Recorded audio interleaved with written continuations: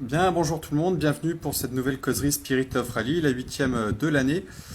Donc aujourd'hui, on va parler d'une nouvelle victoire de Kalle Rovanperä, donc c'est pas du tout original. Il a mis une pilule à tout le monde aujourd'hui, malgré que...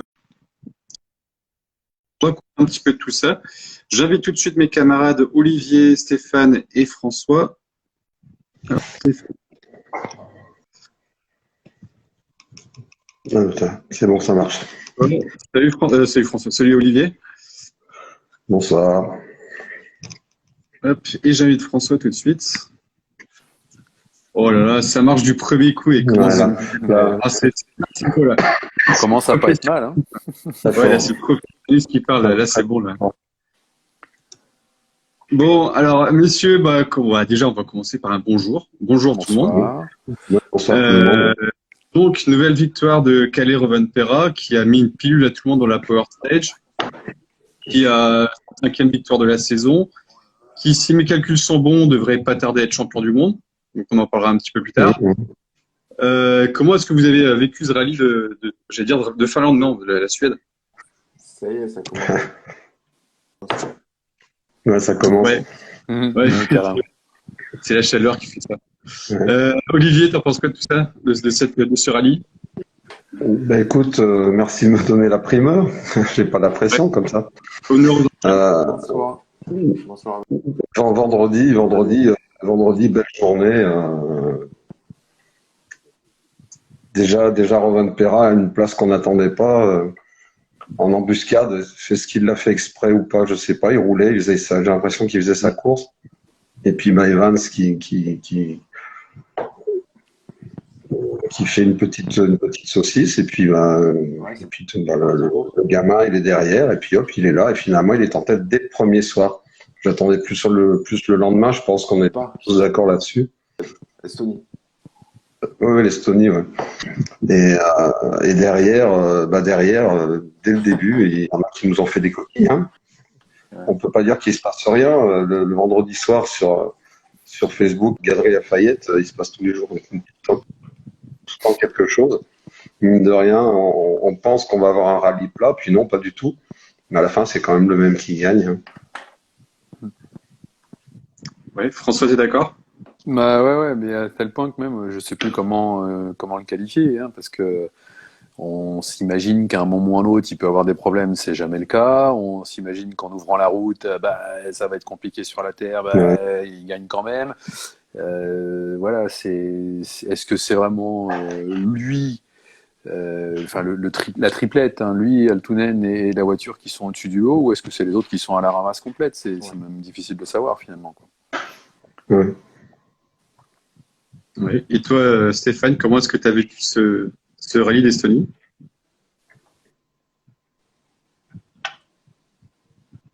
On t'entend pas, Stéphane. On a perdu, on a perdu le son.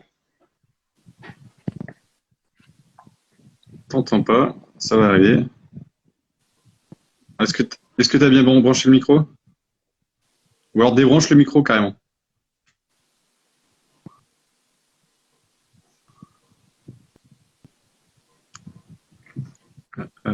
Bon, les joies du direct, donc ça fonctionnait tout à l'heure. Ouais, c'est ballot. Ouais, c'est con ça. Alors, je crois qu'on Non, va te... Ouais, on t'a plus du tout. Je crois que je vais... on t'a perdu, Stéphane. Hop, je vais Tu le enlever... relances. Ouais, je vais le relancer, ouais. Tac. Ça veut pas... Bon, ça veut pas, ça veut pas. Et Stéphane... Non, ça marche pas. Alors, ça tombe bien, j'ai jamais enlevé quelqu'un... Je l'ai jamais fait. Hop. Alors, j'arrive pas à le faire. Comme ça, c'est fait. Alors, Stéphane, est-ce que tu m'entends? Est-ce que tu pourrais quitter la vidéo avec la petite croix qui est en haut? Ouais, tu nous entends? Mais on t'entend pas du tout. Voilà. Alors, on va essayer Il de est parti. le relancer. Hop, je le réinvite. Bon, du coup, on va passer à la suite. Est-ce que vous comprenez la pilule que nous a mis Kalle Rovanperä dans la Power Stage? Parce qu'il a mis 1 seconde 4 au kilomètre à Evans, ni plus ni moins. J'ai pas regardé les résultats, mais je crois que c'est le plus gros écart qu'on a connu en Power Stage. J'ai pas cherché non plus exactement, mais est-ce que François, tu comprends tout ça? Alors, on va juste faire un petit test de son. Attends une seconde. Stéphane, tu nous entends? Ah merde. Ah merde. Ça ne fonctionne pas. Ouais, j'ai pas de solution. Alors, est-ce que tu pourrais enlever tes écouteurs? Peut-être que ça fonctionnera mieux. Ou alors ça vient d'Insta. Hein. Ah. Est-ce que non, tu essayes de parler un petit peu, Stéphane?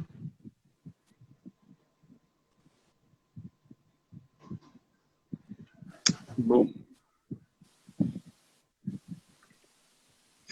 Eh ben, je crois que ça ne fonctionne pas. Alors peut-être que Stéphane, si tu regardes, tu as peut-être le micro, donc de ton côté, tu as le micro. Ah bah il a quitté. Il est reparti. Ouais. Bon, on va essayer une dernière fois et puis si ça fonctionne pas, bah, tant pis, on le fera tous les trois.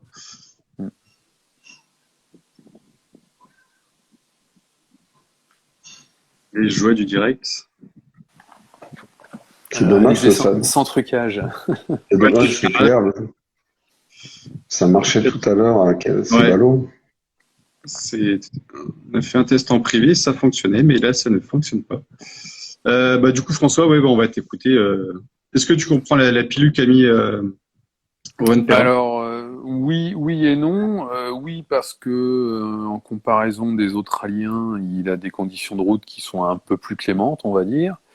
Après, non, parce que il n'a pas forcément besoin d'attaquer autant et il y va comme si de rien n'était, quoi.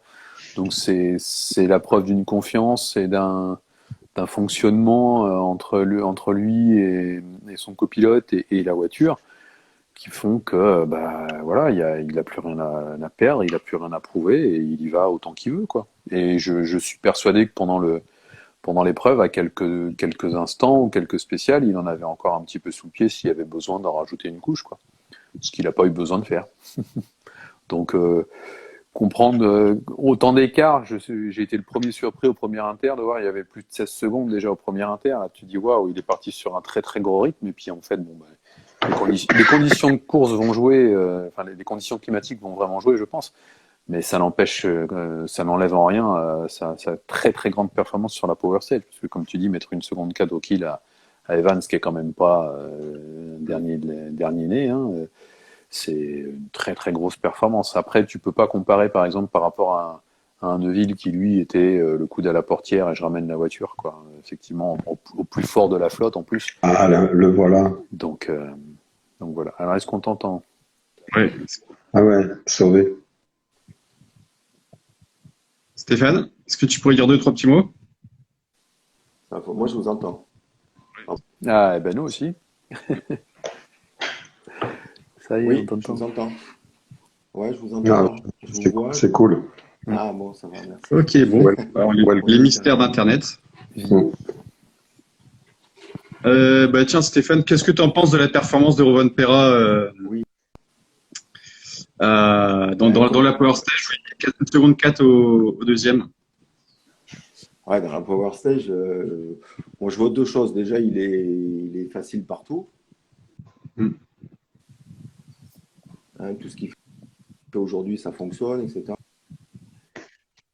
Donc, il n'a même pas forcé, il est devant. Et là, il a eu quand même des conditions qui allaient pour lui, c'est-à-dire que les gars qui partent de lui ont quand même rencontré des conditions qui...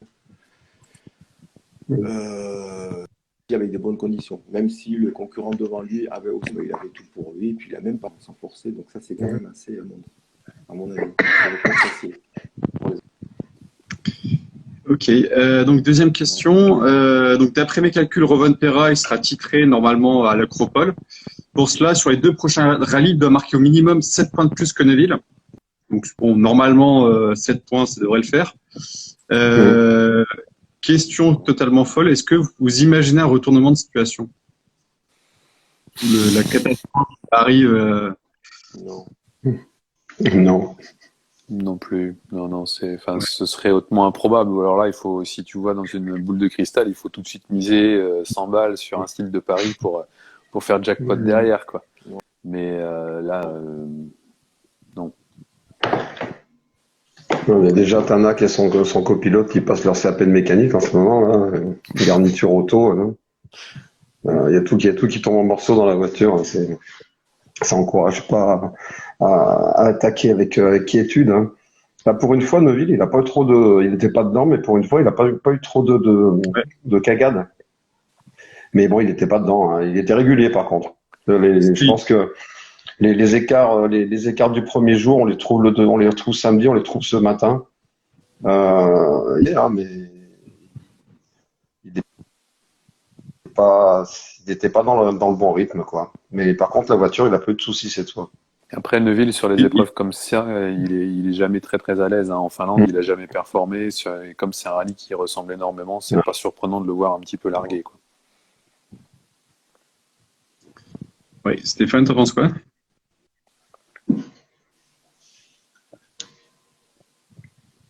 Je crois qu'on t'entend plus. Bon, je crois que ça va pas le faire. Est-ce que tu es en Wi-Fi, Stéphane? Il n'y a plus trop de soucis. Ouais, parce que là, je sais pas pour vous, hein, mais j'entends même pas un mot sur deux. Donc, pareil. Ouais, on n'a pas le son, Stéphane.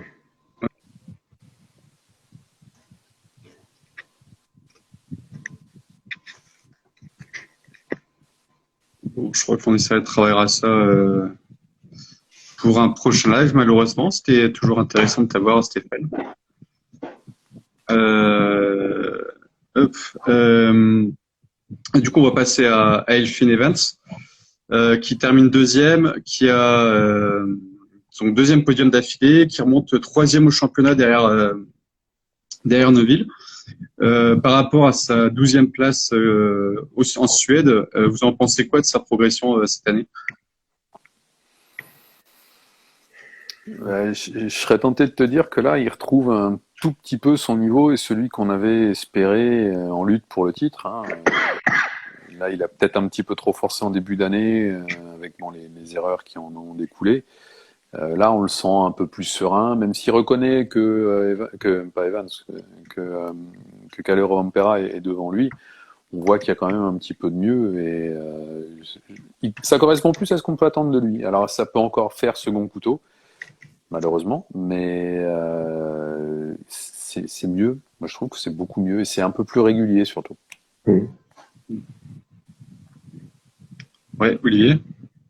Oui, bah oui, il est plus régulier, mais bon, il fait pas de bêtises. On en avait parlé, je sais plus à l'époque du Portugal, il me semble, Portugal et Sardaigne. J'avais dit que Evans, il serait certainement plus à l'aise à partir de ces deux rallyes-là, l'Estonie et la Finlande. Bon, ben, on voit qu'effectivement, il est plus à l'aise, il est plus dans le rythme, mais on voit aussi que s'il y a un niveau là, s'il hausse un poil le rythme, mais il est limite. Il n'est pas aussi en sûreté que Rovanperä sur ce coup-là. Et donc son début de course, donc il était en tête. Est-ce que c'était surtout lié au balayage de Rovanperä ou est-ce que c'était un peu feu de paille? Est-ce qu'il y a eu beaucoup de balayage à votre avis sur ce rallye? Il était certainement un peu mieux que Kalle Rovanperä. Déjà, au moins, il avait les traces déjà. Et puis bon, il n'a pas réussi à prendre beaucoup de marge, même avec Kalle devant tout seul. Il devait pas y avoir tant de balayage que ça parce qu'il n'avait pas tant d'avance. Regarde, un petit souci fin de journée et hop, le gamin il passe. Il y a quoi, 24 secondes, 22 secondes, je me souviens plus. Donc non, je pense pas qu'il y avait un gros balayage. Je pense pas. C'était pas colossal et surtout sur la dernière de vendredi, si je ne m'abuse, c'est là que Kalle reprend la tête. Il y a aussi des conditions de route qui font il reprend plus d'une dizaine, je crois, sur la dernière de vendredi, où il y a eu pareil des conditions de pluie qui étaient variables Et sur ce terrain un petit peu gramouillé, on pourrait estimer que le côté briton d'Evans s'exprimerait bien, mais parce que bon, le rack, hein, quand même, c'est des conditions très particulières et qui ressemblaient à certains moments. Mais Rovanperä était beaucoup plus à l'aise sur ce terrain gramouillé où il y avait vraiment une adhérence assez particulière. C'est le seul à, je crois, ne pas s'être plaint de ne pas avoir de grip dans la dernière du vendredi, quoi. Et c'est là où il met tout le monde d'accord et il reprend la tête, quoi. Donc là, le feu de paille, je sais pas, mais sur des conditions idéales et équivalentes à tous, peut-être que Evans aurait gardé la tête le vendredi soir. Et là, samedi, ça aurait peut-être été une mayonnaise différente. Bon, avec des scies, hein. Voilà, quoi. Voilà, on coupe du bois. Donc pour la dernière spéciale, donc pour parler toujours de Gramouillet, les pilotes, ils ont tous parlé, enfin tous, beaucoup ont parlé, dont Lapi, je sais plus, il y avait Fourmeau aussi, je crois, qui ont dit que c'était des conditions les pires qu'ils avaient jamais vues. Alors c'est le truc qu'on entend un peu à chaque fois, dès que ces conditions, c'est un peu difficile, c'est la pire spéciale de leur carrière. Vous en pensez quoi de ça? Ils exagèrent toujours. Ce matin au réveil, ils ont trouvé que c'était dégueulasse, c'était étriqué, c'était un chemin de mule. Hier soir, ils aimaient pas celle où Pilouille a fait sa coquille. Ils aimaient pas parce que ça tournait beaucoup, il y avait des pièges et tout ça. C'est pas le même rythme que le début, donc ils se sont plaints de 2 ou 3 spéciales, je crois. Donc la plus dure, ils exagèrent toujours ces garçons. Ouais, ils sont jamais contents en fait. C'est ça. Après, c'est vrai que c'est certainement pas évident parce que là, on peut se poser la question aussi, faire si spécial avec le même type de gomme, avec les conditions météo qui ont changé, ça doit jouer forcément à un moment ou à un autre, hein. On n'est pas à leur place. C'était peut-être plus du survivre qu'autre chose, mais pour le coup, la plus dure, il y a certainement eu des conditions bien plus dantesques. À certains Monte-Carlo, par exemple, où le grip est aléatoire encore plus, quoi. Donc, ouais, je sais pas, vu de l'extérieur comme ça, des spéciales pires, peut-être qu'il y en a connu quelques-unes aussi. Donc, après, quand t'as pas beaucoup d'expérience comme Fourmeau, oui, effectivement, je peux comprendre que pour lui ce soit difficile. C'était peut-être une des plus dures, peut-être pas la plus dure, mais au moins une des plus dures. Ouais, ça, je veux bien le croire. Voilà. Après, ouais, c'est aussi les rois de la communication, quoi. Totalement, ouais. Donc chez Hyundai, ils ont remporté une seule spéciale de tout le rallye. Qu'est-ce que vous en pensez de leur perf? Est-ce qu'on est dans un état critique ou est-ce qu'il y a encore moyen d'espérer, on va dire? Olivier? Ils se sont réengagés. Dans le WRC, ils ont communiqué là-dessus. Donc je dirais que c'est quand même bon signe. Après, effectivement, on n'est pas à l'abri, enfin je dis le monde du rallye en général, on n'est pas à l'abri d'un revirement de situation important des dirigeants du groupe. Mais ils ont communiqué là-dessus, même en cours de saison, en cours d'une saison qui est une des plus mauvaises depuis 3-4 ans. Donc je dirais que c'est quand même plutôt bon signe. Et donc voilà, je sais pas. Il y a Stéphane de se rebrancher, il est en train de me dire là, mais. Hop, je vais essayer de le recontacter du coup. François, du coup, c'est ton avis, pardon. Bah pour Hyundai là, franchement, cette année, je pense qu'il n'y a plus rien à attendre, hein. Il faut qu'ils essayent. Enfin, c'est facile à dire, hein, depuis mon canapé, mais essayer de voir un petit peu où est le problème de la voiture, essayer de rattraper un petit peu en termes de développement. Après, elle n'est pas si mauvaise que ça, la voiture, hein. Il y a des gros soucis en termes de fiabilité. Ça donne l'impression que c'est un peu la voiture, elle est tombée des chandelles la veille et puis ils partent au rallye la fleur au fusil, quoi. Donc là, à ce niveau-là, il y a peut-être plus le mal est peut-être un poil plus profond et pas forcément spécifique à la voiture, ce serait peut-être plus un terme d'organigramme interne et d'organisation interne. Il y a peut-être plus grand monde à la manœuvre et du coup, ça part un peu dans tous les sens. Après, je sais que de source interne, hein, et quand le règlement WRC 2022 est sorti, ils avaient plusieurs options possibles et c'était les derniers à ne pas avoir fait de choix concernant leur hybridation. Donc du coup, ils étaient forcément en retard en début de saison. Là maintenant, de là à l'avoir rattrapé, je pense pas. Même si la voiture est loin d'être mauvaise, il y a du boulot à faire dessus et ce serait là qu'un ingénieur de talent comme Loriot devrait intervenir. Alors il faut peut-être plus miser sur la saison prochaine. Mais Ouais. ils nous ont montré qu'ils avaient la capacité de faire des voitures. Ils ont des mecs qui sont pas des manches au volant. Hein. Neuville avec la hargne qu'il a, même si on n'apprécie pas. Voilà. On a Tanak qui a quand même un titre mondial, qui est pas n'importe qui non plus. Avec une auto qui serait en meilleur développement, je pense qu'on devrait avoir des bagarres qui devraient être un peu plus intenses. Là, c'est pas le cas, donc ça veut dire qu'il y a autre chose que la voiture quand même, quoi, je pense. Alors, on a retrouvé Stéphane. Est-ce que tu penses que Hyundai peut redresser la barre d'ici la fin de la saison? Ah putain, pas le son. On n'a toujours pas le son. Bon. Mm. Ah, je suis désolé, Stéphane. Bon, bah, je te dis à bientôt.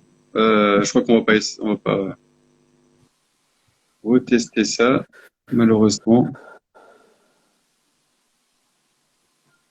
Il faudra de voir ça en interne. Ouais. Là, je comprends pas parce que tout à l'heure, ça fonctionnait bien. C'est ça qui est incroyable, quoi. C'est des trucs qui sont pas compréhensibles. Ouais. Bon, du coup, Olivier, t'en penses quoi? Est-ce que tu penses est-ce que Hyundai va redresser la barre d'ici la fin de la saison? Il faudra beaucoup de temps pour voir. Pardon. Ouais. Redresser la barre. Pour moi, Ils peuvent certainement faire quelques rallyes où il y aura plus moins de problèmes de fiabilité. Mais redresser la barre complètement pour sauver la saison, j'y crois pas trop. Moi. Ouais. Du côté de chez... Pardon. Ouais, pour finir sur Hyundai, pour qu'ils partent pas sur une saison complètement ratée, il faudrait 2 ou 3 victoires derrière encore, quoi. Mais est-ce que c'est jouable? Du coup, au niveau de Brin, donc il avait bien débuté son rallye avec une victoire dans la Power Stage, la première spéciale, super spéciale d'ouverture. Est-ce qu'il aurait pu titiller un petit peu devant lui les pilotes ou parce qu'il est sorti assez rapidement? Vous en pensez quoi de tout ça? désolé. Après vous. Bah, clairement, pour moi, Brin, c'est la déception de ce rallye, quoi, hein, parce que le gars, il est attendu sur ce genre d'épreuves, des épreuves qu'il aime bien, où il a toujours été performant. Là, pour le coup, sa bêtise, elle est même pas colossale, pour le coup. Il y a une petite erreur de trage, un freinage un peu difficile sur un grip un peu particulier à trouver. Ça finit au trou avec une suspension cassée. Donc, l'erreur est pas colossale, mais elle est lourde de conséquences. Après, ça revient toujours sur ce qu'on se dit depuis le début de la saison. La gestion plus mentale qu'autre chose de Brin, elle laisse poser quelques questions, et là on a la confirmation de cette fragilité. Il se s'est attendu, la voiture elle est pas mauvaise, et finalement on arrive à ça, quoi. Donc après, quand tu pars en ouvrant la route sur un rallye terre, même s'il n'y a pas énormément de balayage, il a fait quelques bons temps, mais c'est difficile de prouver ton vrai niveau, quoi. Ouais, Olivier?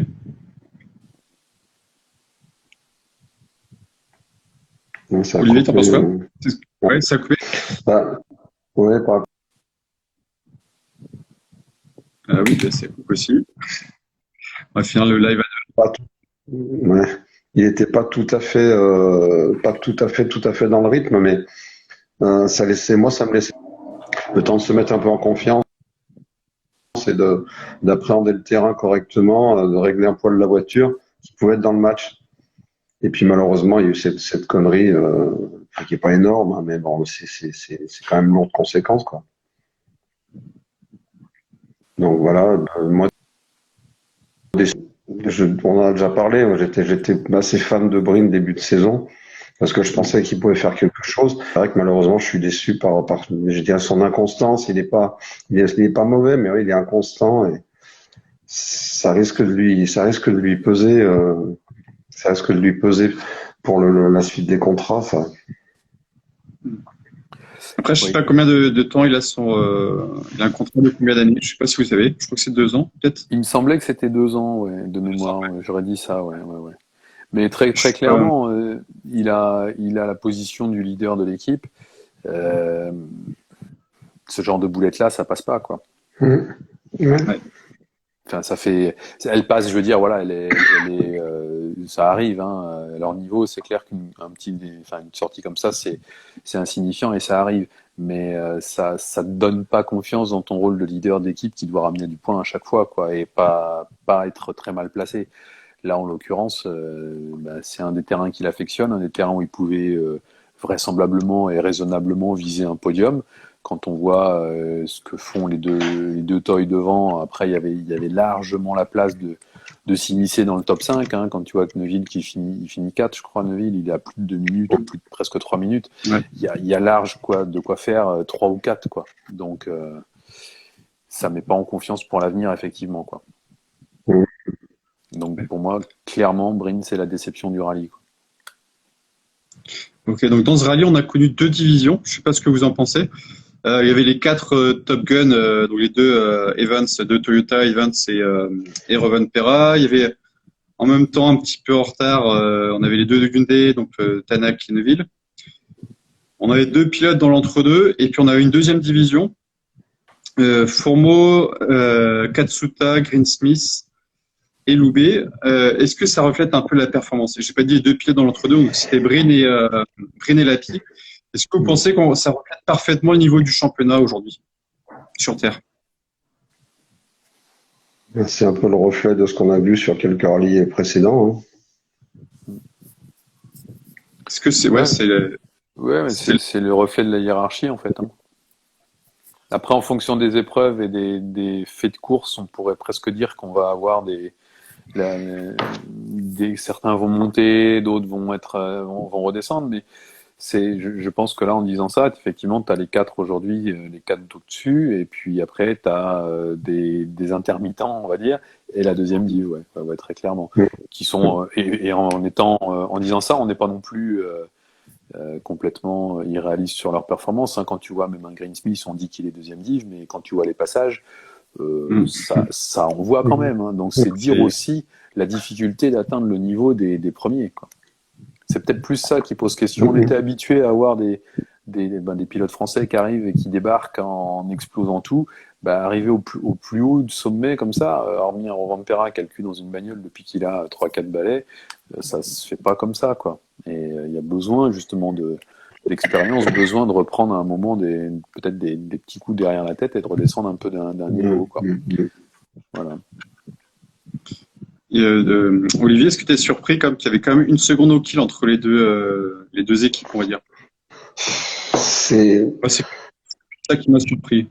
Ces autos, on en a parlé plusieurs fois. On va pas relancer le débat avec les WRC monstrueuses ou les WRC2+, ou les R5+. Elles sont très dures à conduire, ces autos, très très dures. Rappelle-toi ce que nous avait dit Pilouis quand on l'a eu. Il y a vraiment un step énorme entre les WRC2, enfin les Rallye 2 et les grosses. Déjà les 2017, il fallait s'appeler Ogier, Loeb, Neuville, Tanak pour aller vite avec ça, mais vraiment vite.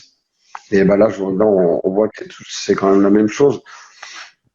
Le seul de la jeune génération qui est capable d'aller vite avec cette affaire là, c'est Kalle Rovanperä. Les autres, ils vont vite, mais ça passe ou ça casse, quoi. Alors que il y a clairement un moment où, alors je sais pas s'ils surconduisent ou s'ils sont vraiment dominés par la voiture ou si elles sont, je sais pas trop comment exprimer ça, mais il y a un truc qui est sûr, c'est qu'il y a une différence énorme de voitures et ils sont, le boost, on va en parler. Ils sont dedans, les 3-4 là, ils font des choses que derrière, ils n'arrivent pas à faire, quoi. Alors certains peut-être qu'ils vont y arriver, certains peut-être pas. Moi je trouve quand même que Greensmith, tu t'en parlais, il a progressé aussi. excusez-moi. C'est indéniable qu'il a progressé. Mais il lui manque quand même un truc. Mais bon, Pilouis, il avait pas beaucoup de roulage, hein. Moi, je trouve qu'il s'est bien débrouillé. Il va bien sur la terre. Rappelez-vous la bêtise d'Adrien Fourmeau en Croatie. Il n'avait pas été prévenu que de la couler. Bon, là, le premier sur la route, c'est Pilouis. Après, ils ont prévenu Adrien. Donc, voilà, il y a ce truc qui glissait, il s'est fait avoir. Bon, c'est ballot, mais ça ne prêtait pas trop à conséquence. Il perdait 2 places. C'est ce matin que c'est plus emmerdant parce qu'il a pas pu finir, quoi. Ouais. Mais après, bon, il a besoin. pour Pierre-Louis, c'est la première boulette qu'il fait Oui. depuis qu'il est Oui, à oui, fort. oui. Bon, il y a un moment où il faut en faire une, je serais tenté de Non. dire. Il m'avait, de mémoire, il me semblait quand il était venu déjà avec la I20, il n'avait pas été super à l'aise non plus sur l'Estonie. Par contre, bon, ça devrait être mieux en Finlande, c'est un terrain qu'il apprécie, donc on verra ce que ça donnera. Mais sur ce rallye-là, c'est vrai qu'il était un peu en dedans. Et puis c'est ce qu'il disait aussi sur la journée du samedi, quand t'as plus grand chose à gagner, trouver le rythme, c'est pas le juste rythme entre trop attaquer et puis rouler le coude à la portière où justement t'es pas assez concentré et tu fais la connerie, c'était un entre-deux très difficile à trouver. Et ça peut peut-être avoir justement eu ce genre de conséquences. Après la bêtise qu'il fait, il y a un gros bloc et il le prend bien comme il faut ce matin. Hein, donc bon, celle-là, c'est pareil. Hein, c'est qui est-ce qui fait ça? J'en ai vu une comme ça aussi. C'est samedi, je sais plus qui c'est. Au premier passage, il n'y a pas. Au deuxième, il prend le bloc, pareil, parce que c'est ressorti pendant la spéciale. C'est Greensmith, je crois, non? Où il a vraiment de la chance. Il a rien en finale. Oui, c'est ça. Voilà, il le touche, mais c'est ressorti entre les 2 tours, quoi. Donc bon, c'est le genre de connerie qui est vite arrivé, quoi. Après, pour la connerie de vendredi, c'est le grip était aussi délicat à trouver apparemment. Donc ça, après, c'est pas assez connaisseur et pas assez pas à leur place, quoi. Ouais, c'est ça. Mais quand ils te disent qu'ils trouvent pas le grip, déjà ça veut dire quelque chose, quoi. Ils ont déjà un ressenti qui est supérieur, largement supérieur à la moyenne. Donc si t'as pas de grip et que la voiture elle glisse, c'est vrai qu'elle t'échappe certainement en 2 temps 3 mouvements. Puis là, vu la partie où il sort, c'était hyper étroit, très tournant. Voilà, ça va pas chercher plus loin. Voilà. Donc pour parler de son coéquipier Adrien Fourmeau, lui il était leader de ce groupe de 2e division là. Vous en pensez quoi de sa perf du rallye qu'il a fait? Il a fait un scratch hier soir. Bon, c'est une petite spéciale, mais ça reste un scratch. Et puis il se fait un peu dépasser aujourd'hui par tout le monde, mais il était vraiment devant Katsuta, devant Solberg, qui ont quand même bien plus d'expérience que lui sur cette surface, quoi. Il a fini, il a pas fait d'ânerie et il s'est pas trop traîné. Je trouve que moi, je résume exprès, hein, mais c'est bien ce qu'il a fait, je trouve, par rapport à malheureusement pour lui des rallyes difficiles. On a eu l'impression qu'il était quand même plus détendu et aux arrivées de spécial, il était moins stressé qu'au safari. Hein. Il y a juste une spéciale où il a râlé, il a dit que c'était de la merde, là. Mais je sais plus si c'est la dernière ou l'avant-dernière, j'ai pas fait gaffe chronologiquement. Mais non, je trouve que c'est bien ce qu'il a fait pour cette épreuve. Ouais, je te rejoins complètement en disant qu'il a allié à la fois une certaine constance, le fait de ne pas faire de bêtises, d'être au bout, et de montrer aussi que il était capable de faire des bons temps. Hein. Alors même, comme tu disais, le scratch, c'est dans une super spéciale, mais ce matin, c'était pas dégoûtant. Hein. Il a fait quelques temps dans le top 3.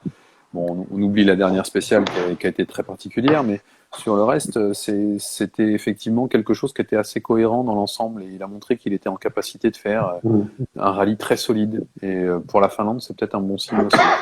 Puis même pour l'avenir aussi. Pour l'avenir aussi, tout simplement. C'est bien, c'est la dernière dans la Power Stage, on m'a dit là. Ouais, dans la dernière, là, il est pas. Après, il se prend la grosse pluie. Là, il est pas de bol. Il était en plein milieu de. Il était dans l'endroit où il fallait pas, quoi. C'est ça. Mais il n'en fait pas une pendant le week-end. Hein. Donc il est régulier, il est constant. Après, en global, on peut dire que c'est très loin, certes, mais il n'y a pas. pour moi, c'est un bon rallye de sa part. Voilà, il fait ce qu'on attend de lui, il est au bout, il montre qu'il est performant quand il y a possibilité de le faire. Bah, c'est exactement ce qu'il faut faire sur la saison, quoi. Voilà.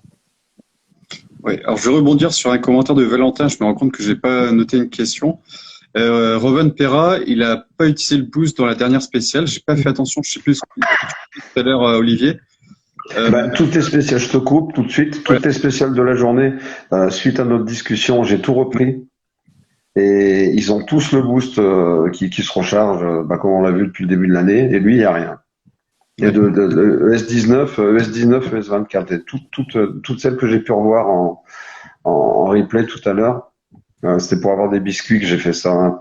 Et justement, effectivement, il y a tout débranché. Alors, il y avait plus les replays de samedi dimanche, mais oui, la raison, c'est propre. Le boost, je te posais la question tout à l'heure. Je me demande si jusqu'à quel point, pour le moment ça passe, mais je me demande jusqu'à quel point ils ont le droit de débrancher, quoi. Je sais pas. Je sais pas. C'est là-dessus, je connais pas assez le règlement. Faudrait potasser le sais règlement. pas non plus, ouais.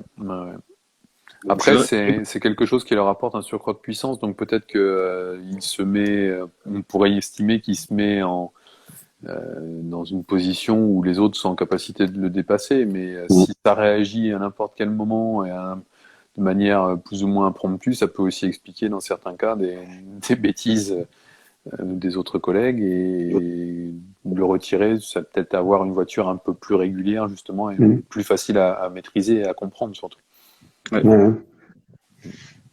Et je me suis renseigné du coup, sur le poids des voitures par rapport à l'an passé, c'est que 50 kilos supplémentaires. Je croyais que c'était beaucoup plus. Ils ont que 50 kilos par rapport à l'année dernière. Je pense que c'est quand même mieux. Ça doit les aider par rapport au petit surplus de poids. Je suis pas certain que ça apporte un gros avantage par rapport à l'année dernière d'avoir ce boost-là, surtout sur la pluie. Ouais, je pense pas non plus. Et puis après, en termes aéro, elles sont beaucoup moins abouties, il me semble, les voitures cette année. Hein. Donc c'est peut-être justement l'aéro faisait beaucoup les années précédentes. Là, il y en a un petit peu moins, un petit peu plus de poids. Bon, le boost, est-ce que c'est pas justement le piège à con, quoi, si je puis dire. Hein. Ouais, possible. Ça peut être une des explications aussi, ouais. Avec un peu moins d'appui, un peu une puissance qui débarque d'un coup que tu sais pas trop comment. Donc au niveau de Katsuta et Greensmith, donc ils roulent depuis quand même pas mal d'années. Ça fait 3 ans pour Greensmith et Katsuta. Ils avaient repris en 2019 la saison en cours. Mais ils stagnent depuis quand même. Moi je trouve qu'ils stagnent beaucoup. Est-ce que vous pensez qu'ils arriveront à grimper un jour dans la hiérarchie Ouais, hormis sur des faits de course, potentiellement, je pense pas. C'est des mecs qui sont extrêmement réguliers quand même. Hein. Ils ont un très très bon niveau, hein, inévitablement, mais on sent qu'ils n'ont pas le petit truc qui va faire que ils vont avoir un moment ou un autre le potentiel d'être champion du monde, si on se base là-dessus. Après, en gagner une ou deux, peut-être. Katsuta, je pense plus Katsuta sur un malentendu pourrait peut-être en gagner une ou deux. Greensmith, il faudra vraiment des circonstances très favorables ou alors qu'il progresse encore. Hein. Après, c'est pas impossible, mais actuellement, là, aujourd'hui, très clairement, non. Pour moi, ils resteront des seconds couteaux qui peuvent apporter du point à un constructeur, mais ça s'arrêtera là. Olivier ? Non, c'est ça. Bonsoir Jean-Jacques. C'est ça. Greensmith, on est tous d'accord, il progresse, mais jusqu'à un certain point. Et Takamoto Katsuta, c'est Ypres l'année dernière. Moi, je sais que je radote, mais j'ai l'âge maintenant pour ça. Ypres, il a pris un gros coup au moral et à la confiance. Et apparemment, c'est quand même compliqué pour lui de retourner chercher le petit dixième qu'il avait réussi à trouver l'année dernière en cours de saison, parce qu'il avait vraiment putain, l'amende. Julien, tu m'apprends un truc là. J'ai pas vu ça. Attends, je l'ai dit vite fait. Ouais, Katsuta, moi je suis persuadé que c'est le coup d'Ypres qui le poursuit encore un petit poil, moi. Ouais. Mais tu vois, j'étais en train d'y penser à ça tout à l'heure. Je me disais, on parlait des quatre fantastiques. Qu'est-ce qui pourrait arrêter Rovanperä? Bah, c'est justement de se mettre une bonne minace, parce que je crois, enfin, juste de mémoire, hein. Honnêtement, en termes de sortie, il s'en est pas mis une bonne grosse encore, hein. Parti avec la Skoda en Argentine, au Mexique ou je sais plus où là. Ça me Ah oui, laisse si, elle est belle. C'est la bon, ça allait sûrement moins vite qu'en Rallye 1, mais il y a deux trois connaisseurs qui nous écoutent là qui vont me retrouver l'année et l'endroit.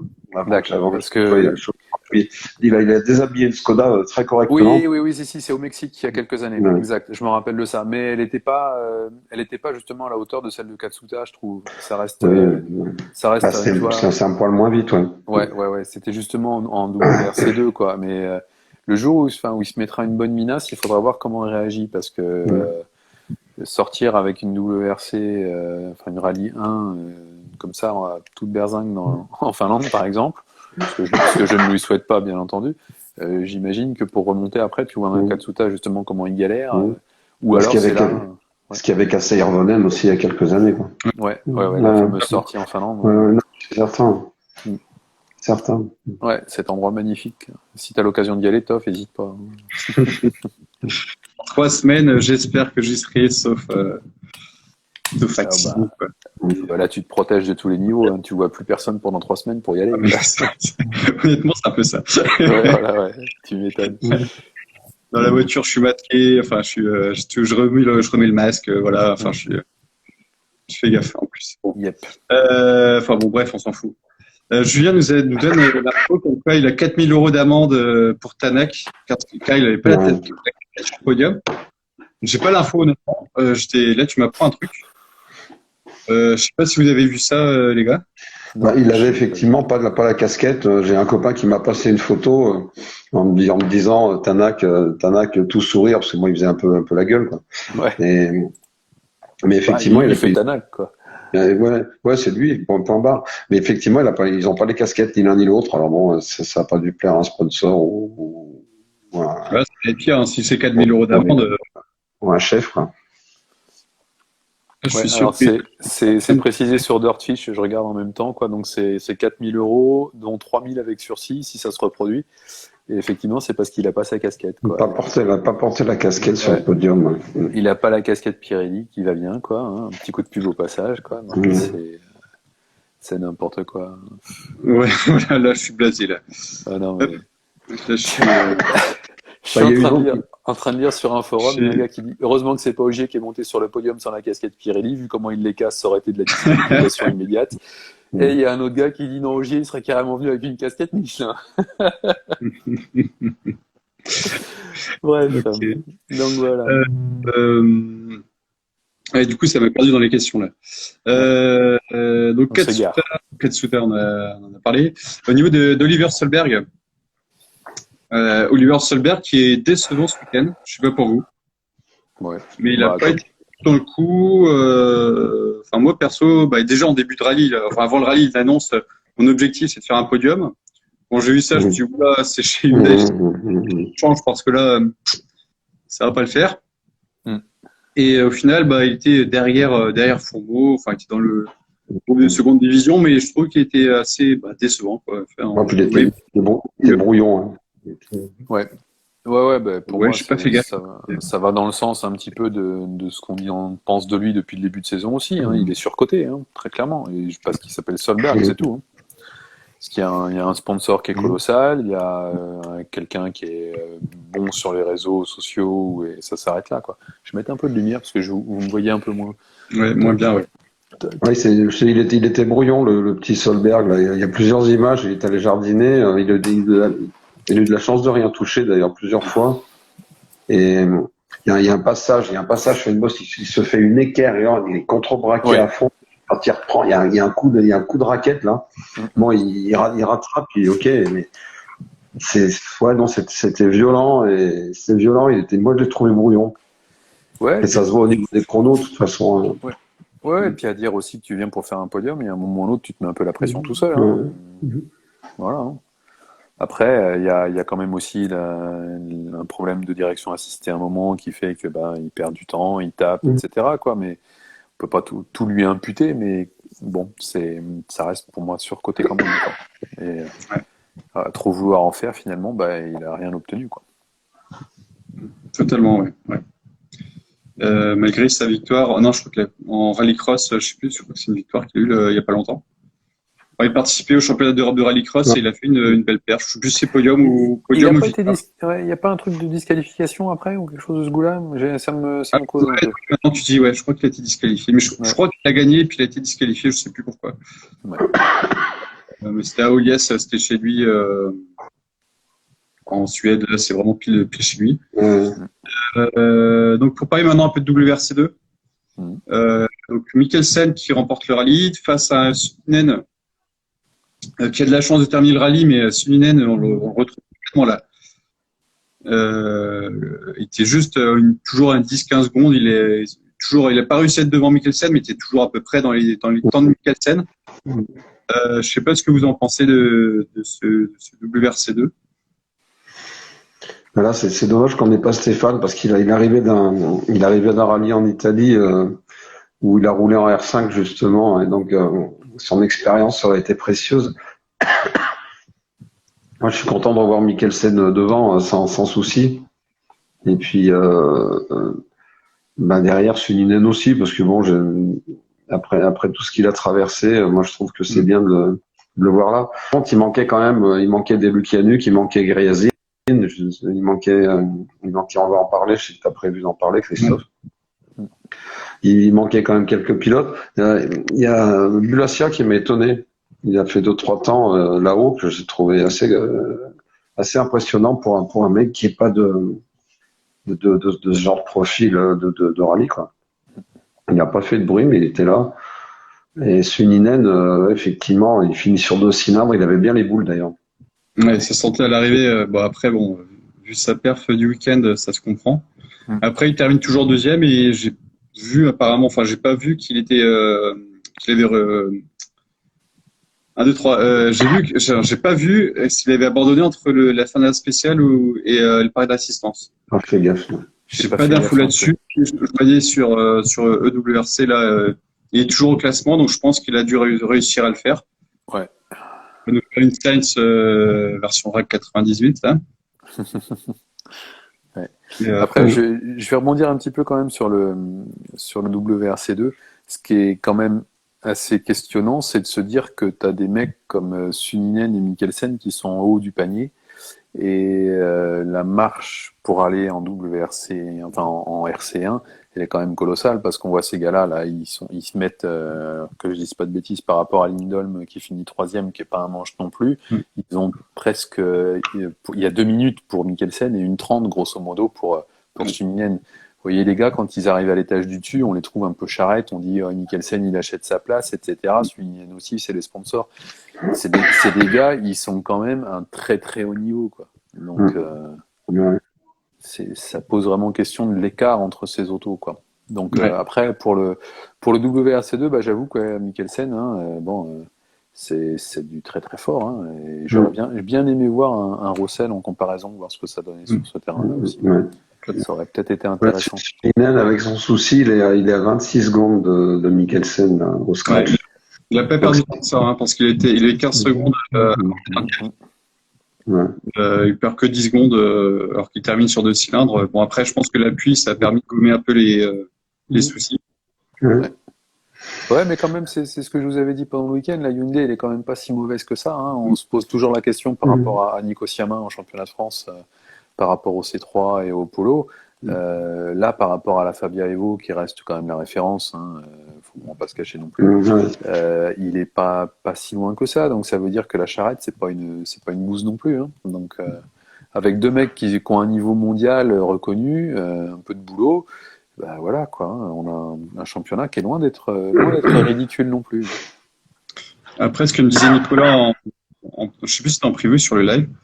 Ce que m'avait dit Nicolas, c'est que la i20 elle était vachement développée sur la Terre et elle a pas du tout évolué depuis Ypres, depuis un an, quoi. Elle a pas du tout évolué sur l'asphalte.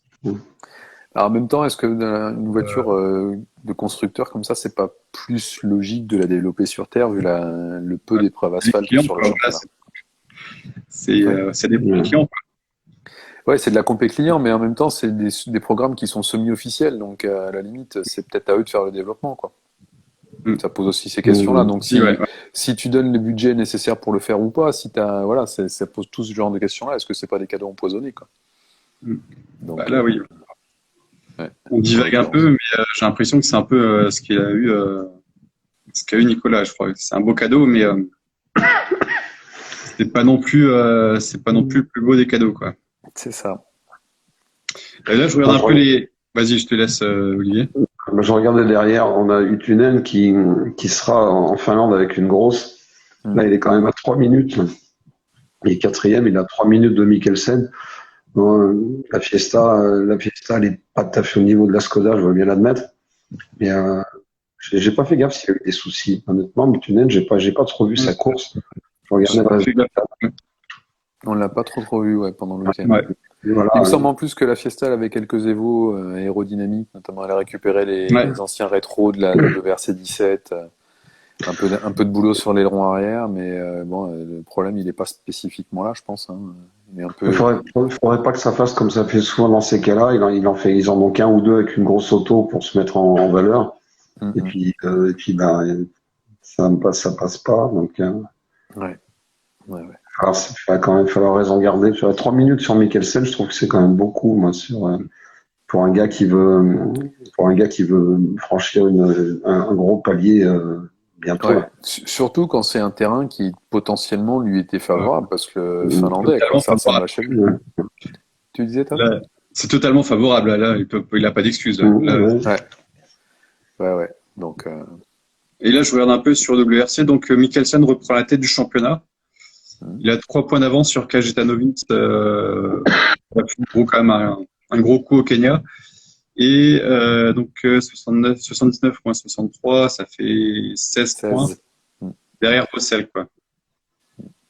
Donc Mikkelsen, il reprend quand même un avantage parce qu'il a attends, il y a 5 résultats, Russell il en a 4. Ouais, donc il a un résultat de plus que Russell et un résultat de plus également que Kajetanovic. Il va en Finlande, Russell. Je crois pas, non. Je crois qu'il y a que Mikkelsen, il est pas là non plus. Bah, attends, je te dis ça tout de suite. Tac. Alors, j'ai plus, mais il n'y a pas un gros plateau en WRC2 en Finlande. J'étais assez déçu. Je crois qu'il y a, attends, hop, je suis dessus. Hop. Donc, RC2. Donc, il y a Lindholm avec la Skoda, Suninen. Donc là, ça va faire une belle bagarre. Egon Kor qui est pas mal aussi. Timu Asunma, ouais, après Mikko Ekila, je connais pas. Aiden Padon, Nikolai Greazin, Sami Pajari, Eric Pietarinen, Nikolai Marzik, Georges Linmae, Martin Prokop, et puis après, bon, c'est pas des. Il y a Freddy Blacks aussi. Freddy Blacks, ouais. Il y a quelques bons pilotes, mais c'est pas non plus le plateau qui envoie du rêve comme au Portugal. Voilà. Alors, aussi beau soit-il, c'est quand même un rallye qui est un peu effrayant. Ça, c'est pour les pilotes, ouais, c'est un peu, c'est pas le rallye qui est le plus. C'est bien pour prendre de l'expérience, quoi. Mais après, pour faire les temps, Prendre de l'expérience ou prendre une bonne gamelle, sinon. ouais, bah, les deux s'entendent. Voilà. Ensuite, donc, il y a Griazin qui a été interdit de rallye d'Estonie. Donc, ça vient du gouvernement Ouais. estonien. Est-ce que vous comprenez ça Comprendre, oui. Admettre, moins. Comprendre, oui, je les comprends. Ils sont en ligne droite directe avec avec la Russie, ouais. avec nos amis slaves. Donc, bon, bah, qui sont obligés de marquer le coup, malheureusement pour lui. Je pense qu'ils étaient un poil obligés. Maintenant, ouais, c'est vrai que nous de notre position à nous, c'est difficile à admettre. Je comprends bien, au contraire. Ouais, ça donne l'impression qu'on mélange un petit peu tout, en fait. Ouais. Effectivement, comme tu dis, ils sont à portée de tir de la Russie. On ne sait jamais trop ce qui peut se passer dans la tête de Vladimir. Ça explique cela. Après, sportivement, c'est profondément ridicule. Mhm. Voilà, hein. Il court déjà sous une autre licence, me semble-t-il, même. Non.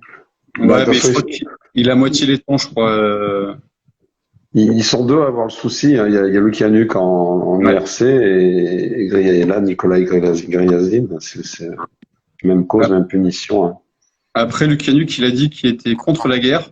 J'avais vu Ouais, ouais, ouais. un post sur Facebook, là, il a dit qu'il a arrêté la compétition vu qu'il était contre la guerre. Il a des origines ukrainiennes aussi, et puis, enfin, je crois qu'il est à moitié ukrainien aussi. Mhm.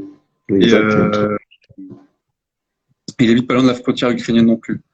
Et ce qu'il disait, c'est qu'il voulait pas rouler, il voulait pas, enfin, il a décidé d'arrêter de rouler en rallye tant que la guerre n'est pas finie. Donc là, C'est vrai. c'est sa décision à lui. C'est pas une décision d'une fédération ou de. Mhm. Accroché pour un petit moment, peut-être. Ouais, je crois que ouais, là, c'est Ouais. pas pour lui, malheureusement. Mhm. Donc prochain rallye, la Finlande. Est-ce que quelqu'un peut battre Rovanperä? Oui. Lui-même. Ouais. Mhm. Voilà, hein, très clairement, pour moi aujourd'hui, ça me paraît très compliqué. Hein. Ici, les WRC 1, enfin les rallyes 1, il est quand même chez lui. On peut espérer peut-être que Evans, vainqueur de l'année dernière, remette le coup. Ouais. Mais on a tellement eu l'idée de se dire qu'il ouvrait la route, que ça allait être compliqué, etc., que là on va se dire bah non, là il n'y a personne qui peut battre et puis c'est forcément ce qui va se passer, tu vois. Mais ouais, il est le grand favori. Bah, Tanak aussi, hein, s'ils lui font une auto, s'ils lui font une auto qui tombe par morceaux, Tanak il peut sortir un beau rallye quand même. Excusez-moi. Ouais, je crois que il est temps que le live se termine là. Je crois que là, il est temps que tu passes à l'assistance là. Mm. Ouais, je suis désolé, c'est pas très agréable pour vous. C'est pas grave. Après, Ouais, non, Tanak, si la voiture tient, qu'il n'a pas des emmerdes comme il a eu, ou tout le temps des petites conneries, Tanak, il peut quand même sortir des temps. Être devant Rempera tout le temps sur les 3 jours, je sais pas, mais au moins participer à la bagarre devant, ça serait quand même sympa, et puis ça lui ferait un résultat, quoi.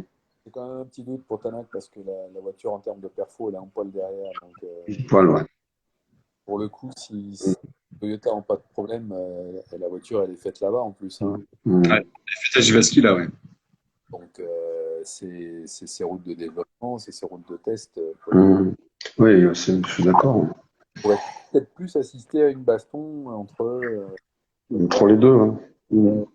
etc. Et surtout que on sait que chez Toyota, la philosophie, c'est pas. Donc on est bon. Ben, on a zappé l'API tout à l'heure. Moi, Esa Pekka Lapi, je l'avais mis dans un pronostic, je l'avais mis quatrième. Il était à peu près dans les chronos à un moment, et puis bon, il y a eu cette crevaison et Ouais. qui a tout foutu en l'air. On dirait qu'après ça, il a perdu un poil le rythme. Enfin, je sais pas ce que t'en penses, François. Ouais. Je- T'avais l'impression qu'en fait, lui aussi, pareil, il était un peu démotivé, un peu blasé. Mm. Là maintenant, je traîne ma misère sur le. Mm. Voilà quoi. Et c'est vrai qu'on n'est pas à l'abri, par contre, d'une victoire en Finlande. Quoi. Voilà, Ouais. Lapi, ouais. Lapi, il peut faire un podium là-bas, moi, je pense. Il peut, Mais hein. il a qu'un seul succès mondial, c'est son première manche en Finlande, première fois en Finlande avec la Toyota et il termine devant. Hein. C'était impressionnant. Je sais plus, c'était 2017, je crois. Non, 2018. 17. Ouais, mais moi, il était en phase ascendante. Là, il est en phase reconstruction, c'est différent, mais bon, il part quand même en terrain de confiance, quoi, hein. Faut pas zapper ça, hein. Après, honnêtement, quand même si je suis pas à sa place en début de rallye, Rovanperä, il aurait tout intérêt à dire bon bah les deux devant, vous vous bastonnez si vous voulez, toi la fille tu maintiens le rythme pour pas lui une expérience au cas où quoi. Mmh. Ouais, plus sous cet aspect-là. Après, bon, c'est facile à dire. Hein. Ouais. Et puis on n'est pas dans la tête de Jari Latvala non plus. Non, c'est clair. Bah, lui, il dira rien, lui. Et à un moment ou à un autre, il doit avoir quand même pas des consignes, mais il doit penser à ce genre de choses parce que tu peux pas te permettre de planter 3 bagnoles, quoi. Oui, mais bon, on est qu'au mois d'août, François, donc il a toute l'attitude pardon, de les laisser faire. C'est sûr que mettre 3 voitures dans les arbres, là, il aura pas les félicitations du jury, c'est certain. Ça va se voir. Ouais. Mais les laisser attaquer, apparemment, c'est ce qu'il fait au moins jusqu'au samedi. Après, bon, éventuellement, le dimanche, un petit mot qui va bien pendant le café du matin, mais je pense que vendredi, samedi, ils vont aller au charbon, les garçons.